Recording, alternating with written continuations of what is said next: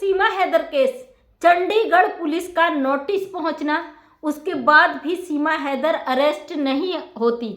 इसका क्या कारण है? क्यों सीमा हैदर की जड़ें इतनी मजबूत हो गई?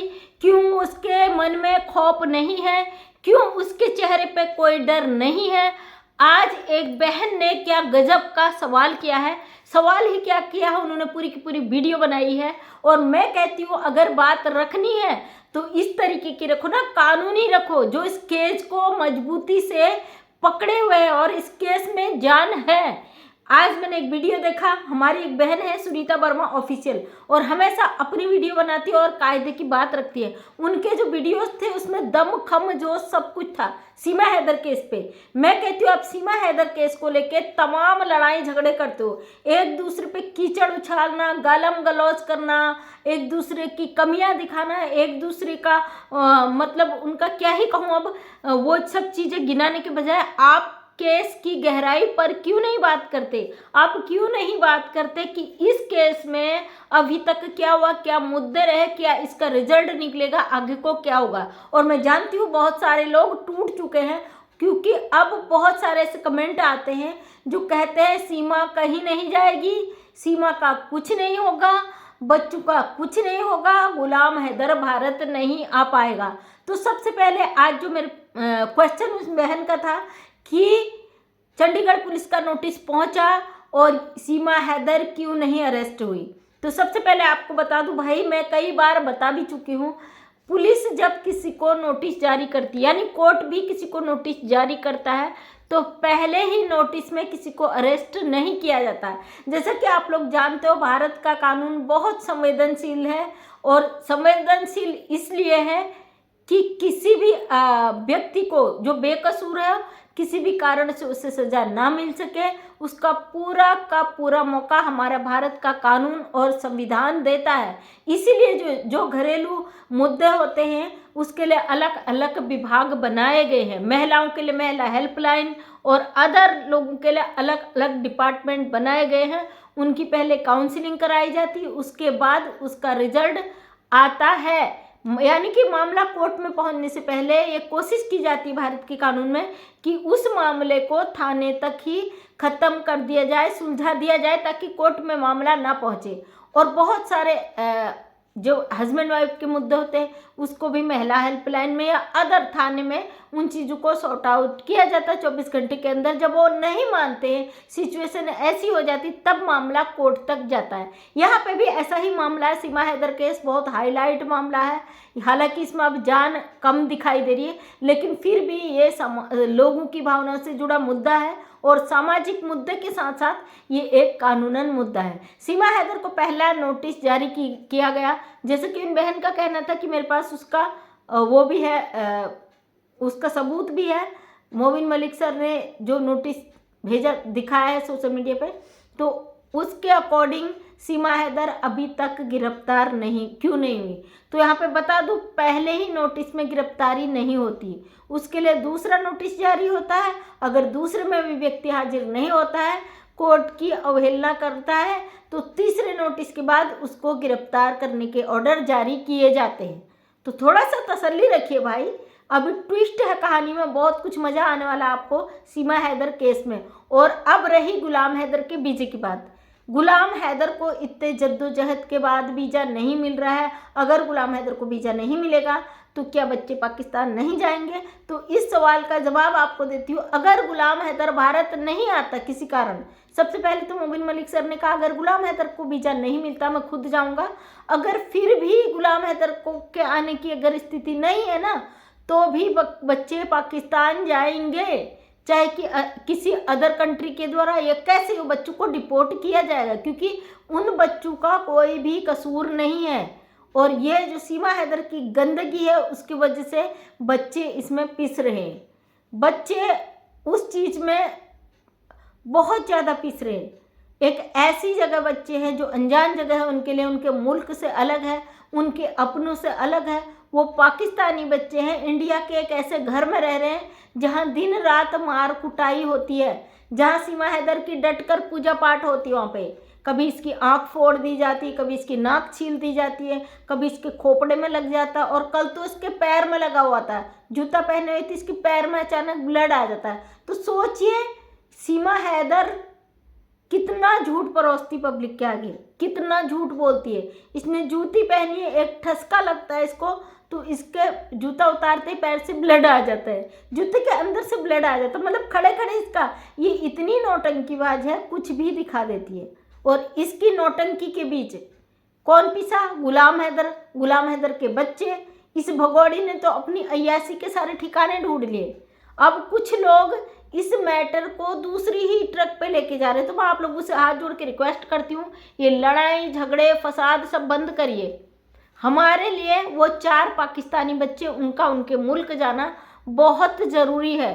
हाँ, जो लोग मुझे ट्रोल करते हैं, आप जमकर ट्रोल करिए, जितना गाली गलौज करना करिए, जितना आपको मुझे गंदा बोलना बोलिए, क्योंकि मैं किसी को देखना सुनना पसंद नहीं करती जहाँ मुझे गंदगी लगती है। तो इसलिए मुझे फ़र्क भी नहीं पड़ता भाई, मैं अपने रास्ते में आए रोड़े को हटाती नहीं हूँ, कभी भी नहीं हटाती। मेरे रास्ते में अगर कोई कांटे बिछा दे ना, मैं उसको बिल्कुल नहीं हटाती, उसको मैं लांग कर फांद कर जाती हूँ। रोड़ा जहाँ का वहीं पे रह जाता है। इसलिए अगर हम उसे कदमों से ठोकर मारने की भी कोशिश करेंगे ना, क्या होगा? हमारा पैर जख्मी होगा, हम घायल होंगे, या वो अगर काली कीचड़ हमारे पैर में लगेगा, उसके जरिए हमारे फेस पे आएगा, हमारा बॉडी खराब होगा। इसलिए अगर मेरे रास्ते पे इस तरीके का कोई चीज़ आता है, मैं उसे फांद कर चली जाती हूँ, वो वहीं का वहीं पड़ा रहता है। इसलिए मुझे कोई फ़र्क नहीं पड़ता है मुझे कौन क्या कहता है।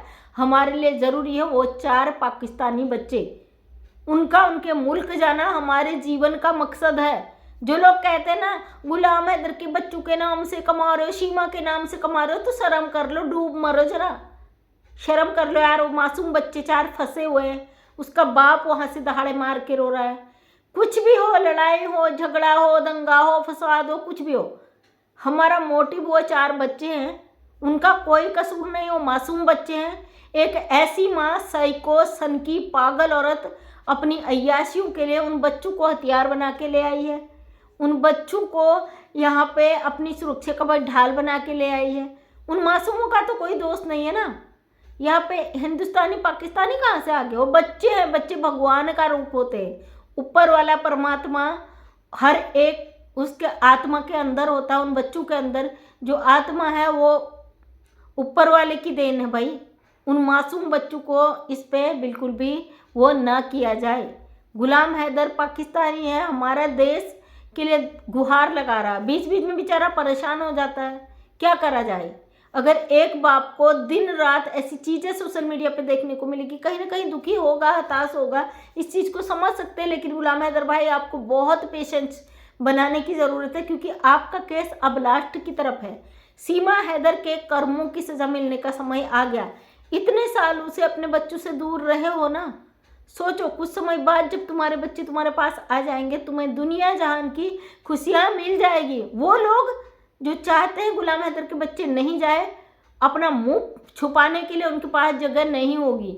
इसलिए हम उन लोगों से कुछ नहीं कहना चाहते हैं, उनको सिर्फ और सिर्फ गंदगी करनी है तो गंदगी करें। यहाँ पे हम सिर्फ एक ही बात को पकड़ के चले थे, उसी बात को पकड़कर हम चलेंगे।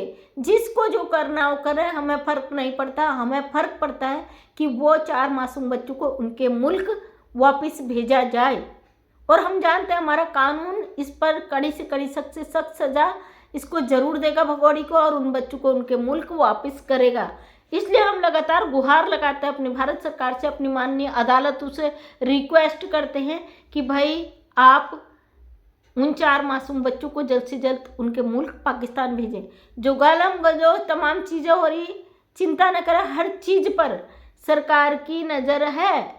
सीमा हैदर केस से जितने भी मामले जुड़े हैं ना, सब पे हमारी भारत सरकार की नज़र है।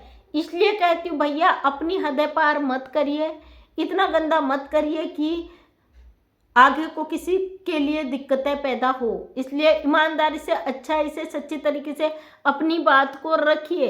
अपनी बात रखने का अधिकार हर किसी को है। उन 4 मासूम बच्चों के लिए लड़ रहे ना, तो आपस में क्यों भिड़ रहे भाई? उन 4 मासूम बच्चों की ही बात होनी चाहिए, गुलाम हैदर की बात होनी चाहिए, सीमा हैदर की बात होनी चाहिए, जो कि बिल्कुल गलत कर रही है। और हम इसके विरोध में लगातार खड़े हैं। किसी तरीके का कंट्रोवर्सी मैं नहीं चाहती, हम किसी ऐसी गंदगी का हिस्सा बने। आखिर क्या गलती है गुलाम हैदर के, अपने बच्चे ही तो मांग रहा है ना। और आखिर ऐसा क्या अच्छा कर दिया सीमा हैदर ने जो आपको लगता है कि उसे भारत में ही रहना चाहिए। और आप सब जानते हो, अगर कोई गलत तरीके से, गैर कानूनी तरीके से भारत के अंदर आ जाता है तो उसका भारत से डिपोर्टेशन बहुत ज़रूरी होता है और वो होकर ही रहता है। उसे कोई नहीं रोक सकता दुनिया में, उसे डिपोर्ट होना ही पड़ता है। इस चीज़ को आप क्यों नहीं मानते? मैंने देखे अपने जीवन में ऐसे केस भाई, जो गवर्नमेंट हमारी कोर्ट फैसला लेती तो सख्त से सख्त फैसला लेती है।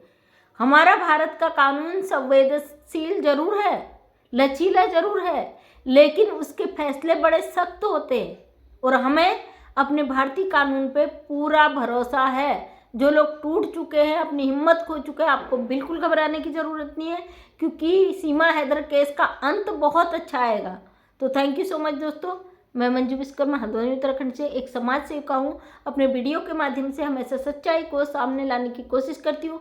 उम्मीद करती हूँ वीडियो पसंद आया होगा। अगर पसंद आए तो लाइक शेयर कमेंट करें। नेक्स्ट टाइम मेरा वीडियो देखना चाहते हैं तो चैनल को सब्सक्राइब करें। थैंक यू सो मच, सभी का दिल से धन्यवाद।